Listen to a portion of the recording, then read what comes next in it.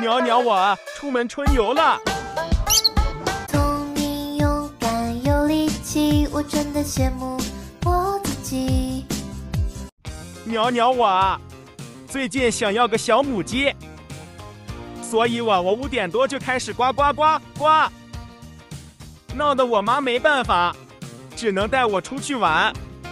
鸟鸟我的小心思啊，我妈最懂了，居然遇到了和家里一样的绿叶子，到底是不是出来玩啊？真晦气！鸟鸟我遇到了迷妹，可惜不是我的小母鸡，转了一圈也没有小母鸡，让我妈坐下休息休息。鸟鸟我想吟诗一首啊，会当凌绝顶，下句你们接。也不知道我妈在拍啥，我就看到一个小孩浑身黢黑，还有一朵粉色的云划走了，还有些人在驯服肢体。鸟鸟我屁股冰凉，快走吧，带鸟鸟我去特种兵旅游吧。路边遇到的野鸡看了没我好看，不想看了。别人家的狗被扇嘴巴子看了，太惨了，忍不住欢呼。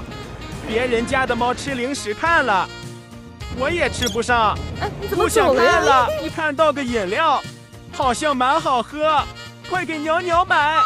鸟鸟我大小要个面子，这么多人我咋好意思？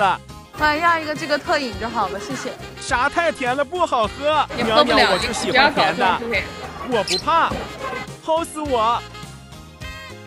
能不能停下？别走了，就不能给我喝一口吗？看看我这不值钱的样。鸟鸟我想要这个新窝，我妈说一个半窝就能买个我，让我自己选，那我还是选人肉坐垫吧。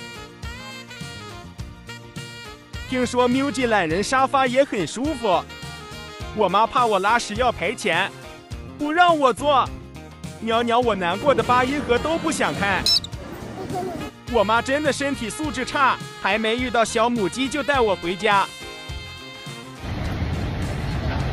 不是，我刚理好毛，怎么就上车了？